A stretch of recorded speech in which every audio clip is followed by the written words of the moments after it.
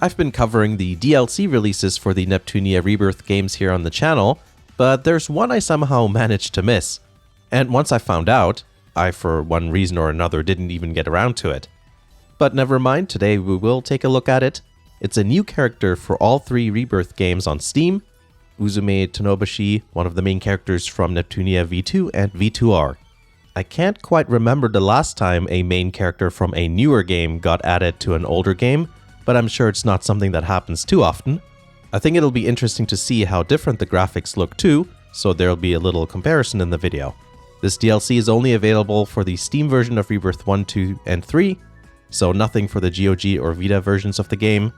The price is all the same for each game, $2.29 Canadian, which presumably translates to $1.99 US. If you want Uzume in all the games, you're going to have to spend your money 3 times. A tip for anyone who has all the previous DLC in Rebirth 1, Uzume is part of the Colossal Characters bundle, which are the add-ons we've been discussing the last several months. If you already have them, you still get a 15% discount on Uzume. This doesn't work with Rebirth 2 or 3, it's only a few cents, but I found it kind of interesting how you get the choice of buying DLC at the normal or a discounted price. I decided to get Uzume for Rebirth 1 only.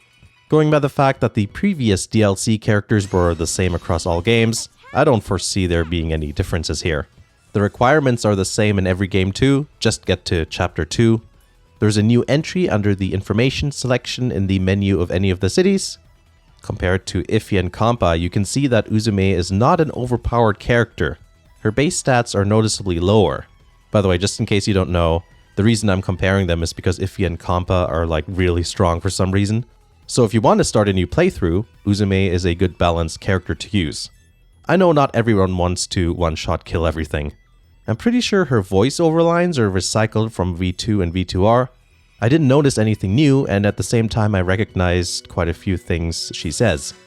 That's fine, I wouldn't really expect a re-recording of every single line for a DLC that's only a few dollars. At first glance, animations seem to match the later games where Uzume comes from. That's an odd thing to say.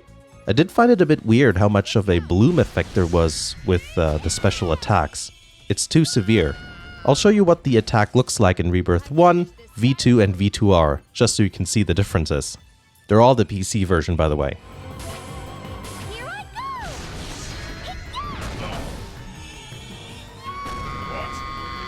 Want a bunny flame? I'll go full power! There!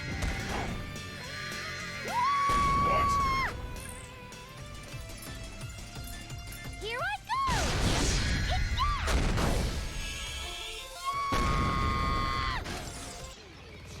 I think I'll have a good dream tonight. Other than the Rebirth version having a bit too much of a bloom effect, it looks rather close. Obviously the newer games have a better look, but the point is that other than that, the attacks look pretty much identical.